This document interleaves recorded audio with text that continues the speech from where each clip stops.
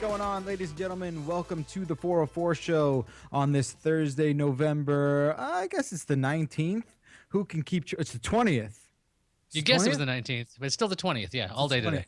Who can possibly keep track of things like this during the anarchy that is our new studio installation? But thank you for tuning into the show today. My name is Jeff Bacalar. Iyaz Akhtar, where are you? In somewhere else in Manhattan? I am located on the Upper West Side today, not on the East Side, West Side. Thanks for clearing that up. And Mr. Stephen Beacham, all the way in San Francisco. Thanks so much for doing this again with us, man. Yeah, it's awesome, dude. Happy to do it. We got so much great feedback when we were doing this a couple of weeks ago. Thanks for filling in again and making this happen.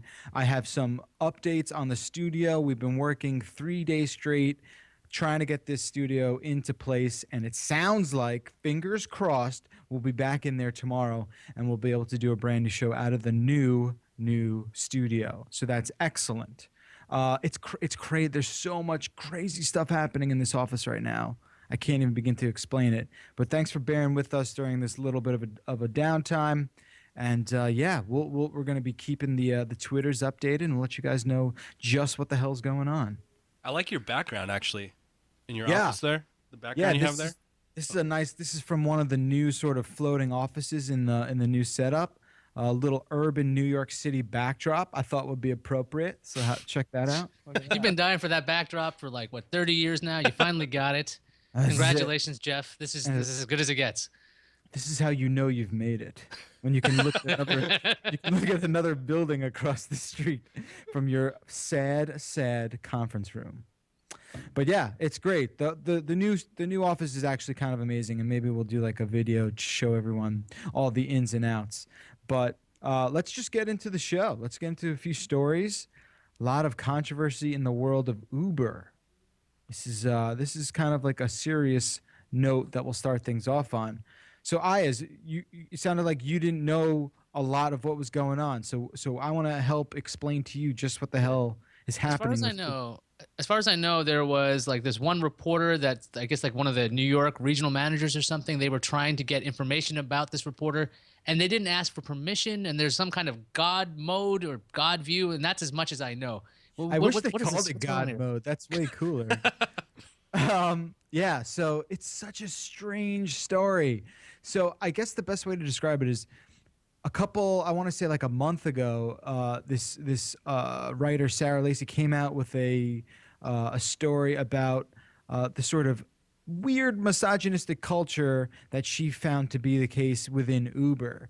And a little later there, Emil Michael, who's an executive at Uber, was at this very high-profile dinner.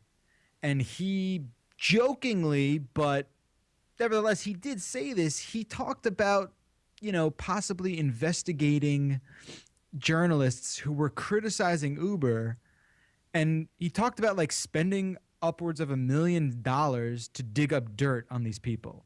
Sort of like, well, the door swings both ways sort of thing, like eye for an eye sort of thing is the way it came off. That made all the news, obviously, because it was a very strange thing. He claims he thought he was off the record. I'm sorry, dude. You're at this like gigantic celebrity-attended dinner that's being covered by the media.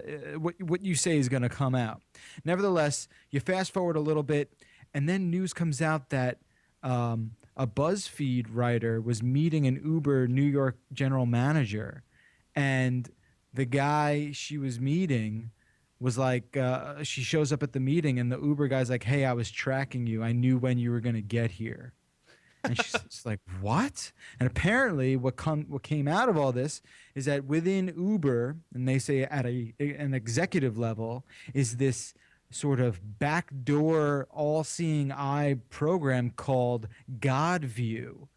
Number one, what the hell are you calling it God View for? Like, that is, you do not do, there's nothing but nefarious associations that can be attached to something called God View, right? Unless we're talking about a video game, which we're not. This is real freaking life. And, that really resonated negatively throughout the entire, internet. Have this ability to find out where you are, where you're going, where you are before the car comes to get you. And I know this is a little, sort of contradictory dealing with a company that's in the entire business model is based off of GPS location. But at the same time, it's just very strange. And a lot of these things are just hitting at the same time. And it's really kind of banging them up on a PR level for sure. Yeah, they seem seriously screwed. I saw an article today about like Uber's got a real problem because they're not like Facebook. There's no buy-ins. There's nothing keeping you or I from saying, I'm not using Uber anymore. I'm just going to move to Lyft. And then like I think time.com had this great article. There's like 7 real dead serious things that Uber has done, including like sabotaging Lyft by booking rides when and then canceling them, then also poaching Lyft drivers. So like this extra thing, especially with Godview, which is just headline gold. I mean, you couldn't ask if you were a writer, you're like, Godview, that's perfect. You guys are gonna get nailed to the wall for this one. It's I get it. Is that another religion pun? No, it wasn't. Oh, okay. It was okay, not. okay. I said wall. I said wall. Yeah, not cross. Okay, cool. No crosses here. That's their cross to bear. That was a religious. I was a theology major, so anyway, I wasn't. Poor guy. I was not. So the other thing is like, you take all of these things into consideration, right? You're like, oh man, Uber's like they're muscling, innocent journalists. They're talking a big game. It's like they're in the mob, right? It's like they are a bunch of like Sopranos that are just sort of, throwing their weight around a little bit. I don't know. And at the same time, I'm conflicted, obviously, because Uber is a fantastic service. That's the thing, man. It's Uber's the best thing ever. This is like hold up. You're talking to a dude whose father has been in the New York City taxi cab industry for upwards of 30 years. Okay? Sounds like you got dad issues, first of all. No, it has nothing to do with like Jeff has dad issues. It has everything to do with the fact that like my father's livelihood is based off off the success of the cab industry, which is being annihilated by Uber. Well, there's competition out there, Yet I still use it all the time because it's way better than taking a New York City cab. Well, have either of you guys ever used Lyft? Have you tried that one yet? Once I've used Lyft. Well, how was it? I mean, was it this? It's basically the same thing as Uber, right? The app seemed a little clunkier. The driver did not know where we were, which was way fun. I always love it when the driver calls you like, where are you? It's like, that's the whole freaking point. If I had to tell you where I was, I would have just called you. But I've had that happen with Uber as well. The one Lyft experience I had, the driver was very confused and asked me how to get there. I'm like, I don't freaking drive. I don't know. Just go. Well, stop asking me. Sounds like a lazy Lyft driver. Lazy. Well, like Lyft definitely has that hippie mentality to it, right? Like I associate hippies with the whole pink mustache thing. Yeah, like, I'm not digging the pink mustache. That's for sure. The pink mustache should mean I know it's confidence. It's optional. Well, look, you look at it like this, right? You get into a car with a pink mustache, and no matter what, you're like, all right, I'm not getting murdered in here. Like I think no matter what happens, as long as this car's got a pink mustache on the front of it, I'm gonna be relatively safe. That's very. Right? You can identify that car. Like, do you remember the car where you got hit in the head with the hammer? Actually, that was Uber. That happened in Uber. But like, it's like, oh, by the way, it had a pink mustache on it. Yeah. Kind of whittles it down right away. Like, exactly. Let's check it out. It's a Lyft. Uber. They all got that blacked out Toyota Camry, right? They all drive the same exact car. So it sort of falls into the ether. But it's a really strange story. But I don't know. It's like I said, like I love Uber so much. I love the service. And obviously like the problems they're facing are way up the food chain. Like the dude who drives you around, it's not him or her. You don't really have to like concentrate on them being part of the problem. But Uber definitively at a corporate level, at an executive level, needs a culture shift. They need to change the way they at least say they operate. Like, lie to me, Uber. Tell me you're not, trying to spend $1 million to dig up dirt on a journalist because he or she wrote negatively about you. I don't know. You got anything to add to that? I think leadership comes from up top, and I've So how do I artfully say this? I've been in places where if the leadership is shoddy, it can infect everywhere. So if they don't get their act together, I think Uber's just they're not going to survive. I mean, flat out, there's enough competition, and to come up with other ones, other car services, very simple at this point. And Uber has so much to freaking lose if they don't start firing people from the top. I mean, don't you think Yellow Cab is like working on an app right now? You know, I mean, there's going to be competition in that whole space pretty soon, I'm sure. You're talking about New York City Cab? Yeah, I'm talking about like Yellow Cab, taxi cabs. Like if they just build an app, that would cut into a lot of Uber's business, I'm sure. You are 100% correct, Mr. Beacham. The problem. Get on it, Yellow Cab. It's true. Beacham knows what's up. The problem, though, and like, I mean, dude, it took 10 years for credit cards to be accepted in cabs. Okay, that's right. And they still bitch at you if you try to use a credit card. That's my biggest complaint about taxis. That mentality is changing just because they're not getting pounded on the rates as much as they used to. But the problem is that because it's tied into the city of New York, you know, taxi business, the very old school, you know, it's like this. I hate to keep using like this mafia, analogy. And I'm not saying these guys are probably wise pretty right guys. on, man. This is the most appropriate usage of this analogy, though. It's probably correct. It's true, though. Like there is this sort of it's this glacial pace of progress. The second they do that, someone's going to lose their job. Like the guy who runs dispatch or whatever it is. Like there's unions. There's all this really ugly red tape that has to be traversed in order for this to be injected into the workflow of New York City cabs. I think there's something like 13,000 cabs in New York City. To have them like, you know, undertaking this digitalization of the way we get cabs in New York would be a massive project. You are 100% right, though, Beacham. It absolutely should be the case. Like they should have this, and Uber would feel it. Uber would basically have to make a flat rate in New York to compete, right? Because they have fluctuating rates right now too, right? Right. Based on priority of how busy it is during the day or something. Exactly. Which is totally not cool. I don't think that's cool. Well, I don't know. I think that's actually. Like if you're in a rainstorm, they raise the prices or something. You know, surge pricing. That's surge pricing. Yeah, they do. Surge pricing is whack, right? I do understand. Like all of a sudden it's raining and umbrellas cost 10 times what they cost when it's not raining, that sort of thing. But I think in terms of the way they go at it, it's like the supply and demand sort of thing. And I get it. Like they can't just magically make more Uber cars available on the road. I'm kind of torn on the whole surge pricing thing, but I definitely appreciate both sides of that argument. But I think you're right, though. New York City has to figure out a way to get yellow cabs on it. And once that happens, we're going to be in good shape. I think there's actually a bunch of apps already for that. I looked it up just now when we were talking. Yeah, but there's nothing. It's not exactly the same. Yeah, you're right. The other thing about like if you can hail a yellow cab, like I want the cars that are nice inside. And Uber cars, I think like of 90% of them I've been in, they're really nicely taken care of. Yeah. 90% of the yellow cabs I've been in have some kind of weird aroma that's been cleaned up by newspaper that I don't want to smell. Not even. It's just been placed on top of whatever smells. That's what, exactly. And this is the problem. Yeah, it's a lot of people die in New York City cabs, I feel like. No, I'm kidding. They just go to the bathroom in them. It sucks. I don't know what to tell you. That's a big part of it too. It's the whole experience. My experience, I think Uber drivers seem to be way nicer than New York City cab drivers. I was in an Uber car and they had small waters. He had small bottles of water. I was like, oh my God, this is fantastic. Yeah, it's like going to the bathroom at like a high-end hotel. Like that's how you get to Beacham's heart. You're like, I have this precious resource. Would you like some water? Yeah, just a small bottle of water. That's all you need. That goes a long way.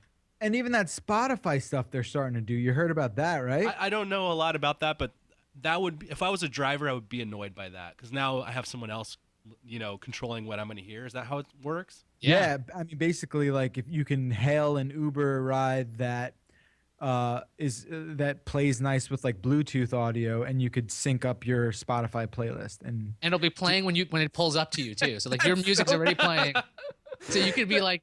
You could have some kind of music that's basically all about killing car drivers. That would be the playsist to have. I'm going to get in there with like death metal happening. And the driver's just going to hate me. Totally. Just like, for like half an hour. napalm death. Right when you walk in, it's Cannibal corpse. Or a song that has. we're gonna have a 4-hour drive. So get used to it. All right, that's enough with the Uber stuff. Uber, I just dead. felt like it's a pretty major deal what's going on with them. I'm glad we chatted about that. All right, what else do you have for us, Iyaz? So last time we've been talking about the Steve Jobs movie. We talked about Christian Bale being in the movie, and then dropping out. Then there was Seth Rogen being in the movie, and then maybe not in the movie. There's news today out of the Hollywood Reporter saying the Steve Jobs movie is not happening at Sony. Sony was the company that was putting this together. Sony, they bring in movies like Spider-Man and other Spider-Man movies. But they were going to have the Steve Jobs movie. It was supposed to happen. Everybody seems to be backing out, but the studio's still shopping around the rights to it. Universal, Universal, the makers of Wolfman, coming up pretty soon. They should might do a crossover, man. It might be interesting. Do you think Universal should add Steve Jobs to its monsters? Like you got Wolfman, Dracula, third guy who I'm forgetting, and then Steve Jobs. That's so offensive to the Jobs estate. I really no. That's so crazy that they would drop that they're looking to get rid of the rights. I don't understand The Mummy. that. That's the third one. Sorry. Oh, then I could sleep tonight. I don't right. Like, why are you shopping around the rights? I feel like even though the Ashton Kutcher one bombed, I still think there's a lot of value in that property. Why are you shopping it around? Well, Aaron Sorkin's still attached, and then there was he's written the script. That's the thing that's being shopped around. I mean, it's I guess Sony, maybe they didn't want the amount of headache going into this, because I wouldn't think the whole competition thing between Apple and Sony, I don't think that's even playing into it over the years. But to have this kind of thing, the amount of scrutiny that's going on there, and about the amount of money they have to throw at the high budget actors, I don't know if they can afford this, considering how Sony's very, very kind of on the edge when it comes to money, don't you think?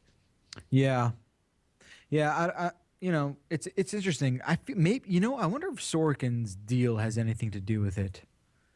Like I've heard, and this isn't like a fact, but you always hear things like, "Oh, he's difficult," right? I wonder if like they kind of were at they butted heads on something. I don't know. So also the latest rumor to who's going to play Steve Jobs is Michael Fassbender, Magneto from X-Men is going to be. No. I'm okay with that. No. How's his American accent? Anybody heard Michael Fassbender's American accent? Let me look him up. Can't be worse than freaking Charlie Hunnam's. Oh my God. Okay, you're right. You've been watching Sons of Anarchy again, haven't you? Yeah, it's 2 nights ago was actually like one of the best episodes I think the series has ever had. But man, that dude, he should have just been British. Like they should have had him be British. Kind of like when there's Fassbender. Yeah, dude, I think he'd be a perfect Jobs. He's intense, and I think he could pull it off too. But I don't know if it's gonna work out, and if Universal is gonna go with it. It just seems nuts. But back to Sons of Anarchy. You remember how like you could have a British guy in there, right? You could have just said they grew up in England and they just came back. That would have been the end of it. Well, there's a lot of Irish dudes, right? Mm-hmm. So it's like, why not? Do you watch that show, Beacham? No, I haven't watched that one yet. It's weird, but yeah, the main character is the guy who's in Pacific Rim. You know that dude? I haven't seen that movie either. But you know have you the seen actor? Undeclared? Undeclared. Tell me you've seen that show. That's the first time I saw Michael Fassbender was in that picture right there. Oh, really? Yeah. So I don't really know him, but that makes it good because I like seeing a movie like if a Steve Jobs movie and someone I don't really know. It makes it more believable for me, I totally agree. If it was Christian Bale, I just would have been like, I wonder how I could see Christian Bale in that though. He's a great actor. Yeah, I could. He is a great actor, but the whole time I'd be like, oh, I wonder how they got that weird mole off his face for Steve Jobs. You know what I mean? Like that's the whole time I would have been like, oh, was it prosthetics, CG? What did they do? And he has an That's why accent Sony too, right? He does. He Yeah. does. Yeah. Sony backed off of that because of Bale's mole. It was too unworkable. Clearly, that was it. It's a controversial mole. I mean, come on. It's got a mind of its own. All right. This is a crazy story about Walmart getting jacked on a few clever shoppers who found a loophole with PlayStation 4. Yeah, so there's a bunch of stuff that's been going on online where people have been proud of going to Walmart and getting the PlayStation 4 for like $90. The What? PlayStation 4 does not cost $90 anywhere unless I guess you bought the parts and made it yourself and you're Sony, right? I guess we're just having a Sony centric episode. But what was going on was these people were taking and creating fake price listings on Amazon.com showing that the PlayStation is being offered for 90 something dollars. Then they would print out the listing before Amazon took it down and go to Walmart where they said they would price match anything online. So they would bring it in, they'd show it to people like, oh, it's taken down, but that didn't seem to be an issue. So a bunch of people proudly were showing off their $90 PlayStation 4s.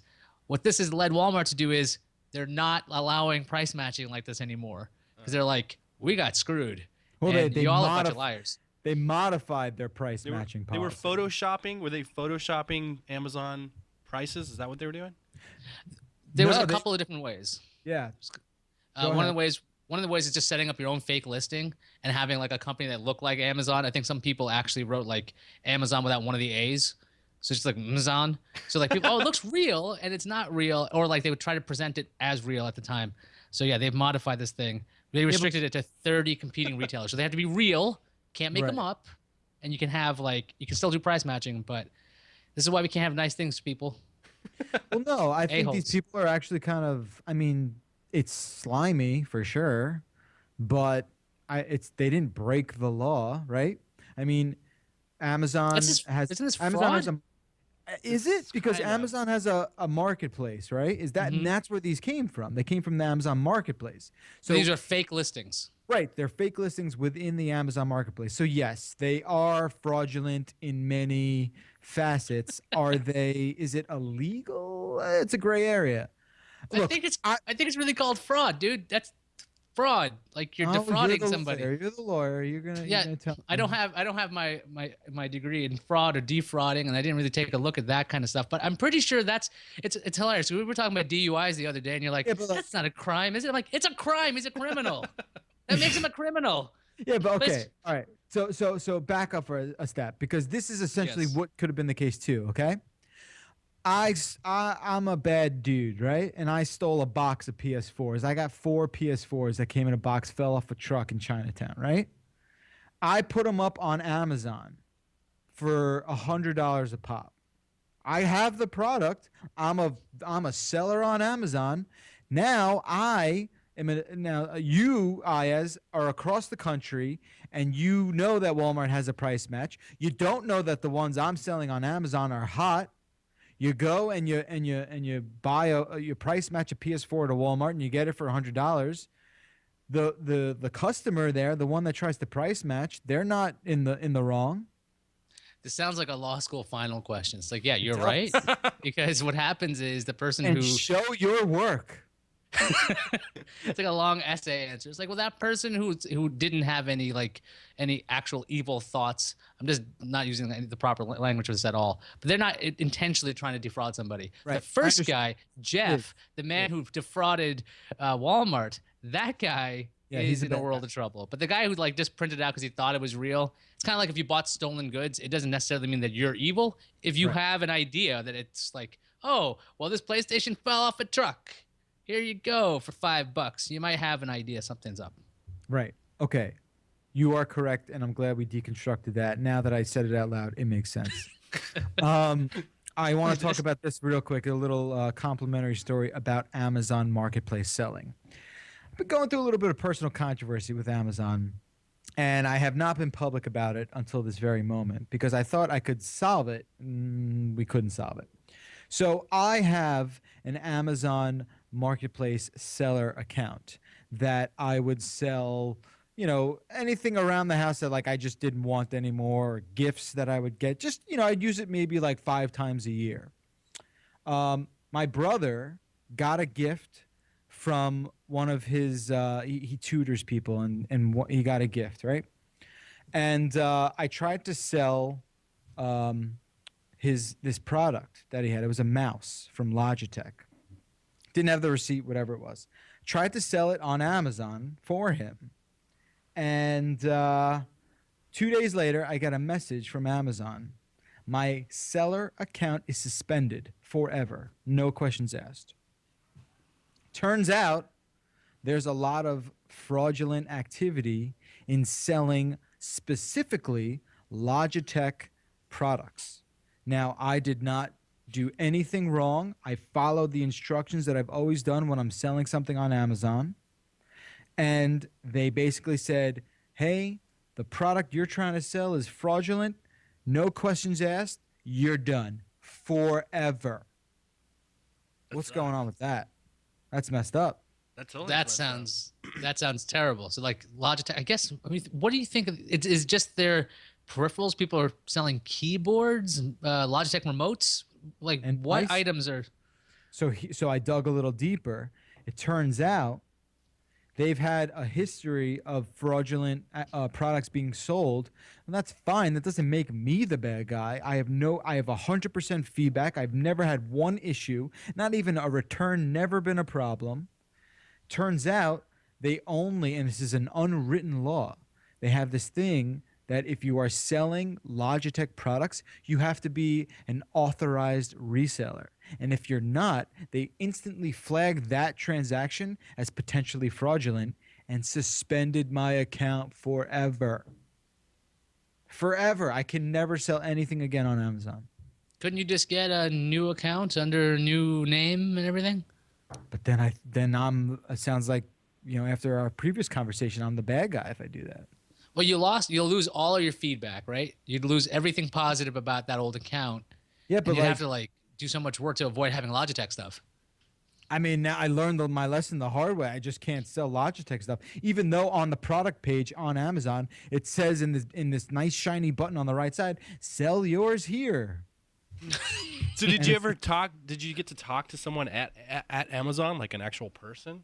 So I did. Oh my God, I did 5 half-hour to hour-long calls, and none of them were ever resolved. It was just always like they just see you as the enemy or something.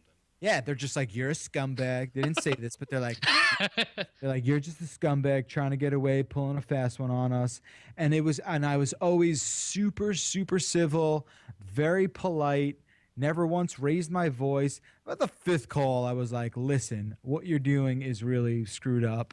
But yeah, there's like no way around it. And I guess I could create another account, maybe under Stacy's name or whoever it is. But I don't know. It's so insane what happened. I tried to get I had a friend who used to work there. He said it's a dead end. I don't know. That's crazy. It's crazy. So yeah. I didn't even know Amazon was kind of like a Craigslist kind of thing, huh? I've never used that before, really. I mean, you've never bought something through the new and used link on an Amazon product page? I don't think I have, but I didn't know that you could sell anything. I thought you could sell music or products like that, but I didn't know you could just sell something like you would on Craigslist. Yeah, if Amazon has a product page for the product you want to sell, odds are you can sell it. Oh, and you can have an individual seller account, which is what I did, because very infrequent transactions. Like I said, maybe 5 a year. It's insanity. But anyone can sell anything as long as you're not Jeff Bakalar. Remember that. That's the lesson. And it's Logitech. Well, you know what I learned? Real quick? There's still eBay, ladies and gentlemen. And eBay works really well. So you're like, they didn't take that down? It's still around even after the .com boom. Pretty much sell anything on eBay besides human organs. Yes. And even that's questionable. Exactly. Yeah, and that's still a gray area. All right, we might have room for one more story here. What do we got? Let's talk about this crazy artist. This guy, he plans to wear an Oculus Rift virtual reality headset for 28 days straight. The idea, he's just wants to do an experiment. It's a really odd thing. His name is Mark Farid. He's going to have some handlers helping him so he can get to the bed and bathroom. He says he's going to wear it constantly. He's going to shower with it. He's going to go to the toilet with the thing on. He's going to eat with the thing on. That's going to be a smelly VR headset. Yeah, it is. That was enough for me to go, what the, why would you do this? I don't understand the point of this. How bad does your life have to be that you're like, look, for the month, I'm not going to be here. Just pop this on. I mean, 'Cause it's- I kind of get what he's trying to say. Like, I get the art that he's trying to make, and he's trying to say, like, this is the dystopian future we're all headed towards, right? Where it's People have like- to feed you. Look at this. Yeah. Look at him. He's like a goddamn It's like baby. a baby. Oh, man, that's pathetic. But, like, so what is he looking at, though? It's going to be some footage that is not supposed to be out of the ordinary. There's going to be a person that Fareed has never met who's going to capture audio and video, and the sound's going to be played back on the guy's headset. So he's calling this man, the other person, the other. So whatever that other person sees, Fareed is going to see. So if the guy's going to, like, these are the examples. If you go on a bike ride, a funeral, a bad movie, or even a bathroom trip, Fareed's going to see it.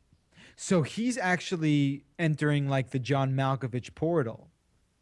Right? Kinda, except Yeah. no control. Right. Right. So, that's super weird, man. But as crazy as it sounds, and people are going to be like, how is Jeff defending this asshole? No, he's trying to, like, say that we will eventually be so uninterested in living our own lives and want to be sort of like, transported vicariously into someone else's life.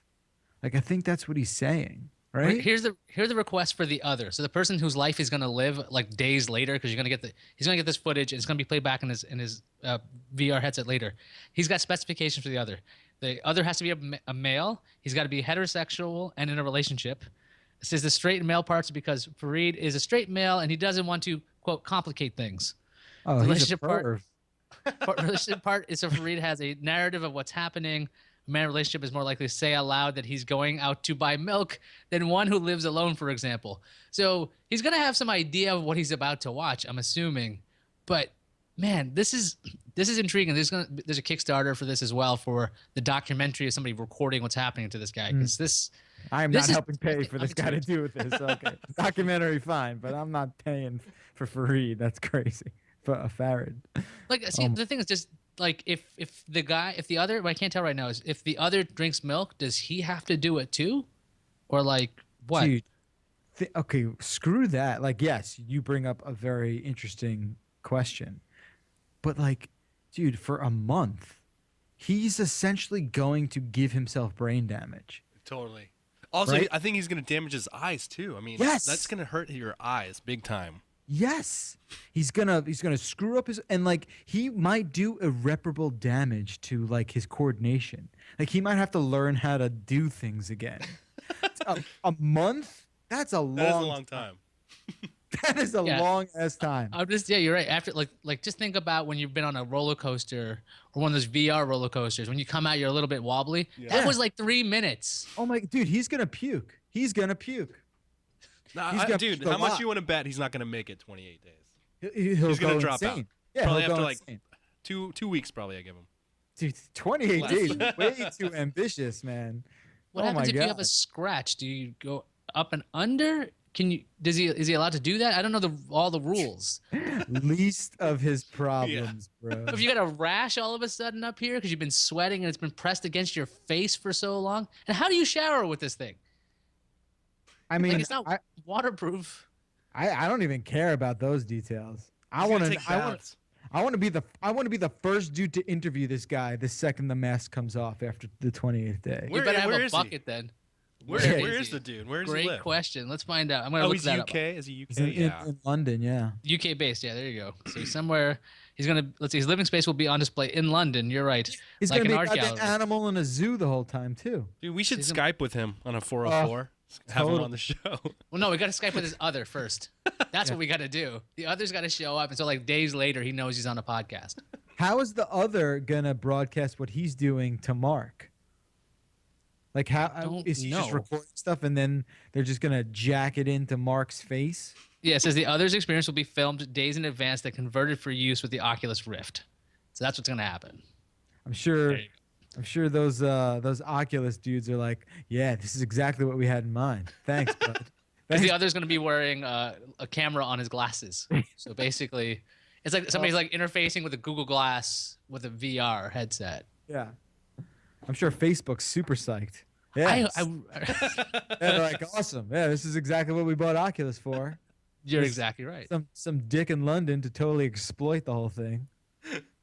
Oh, man. I find this crazy shit fascinating. It's called Good luck to you. Seeing I, the letter I.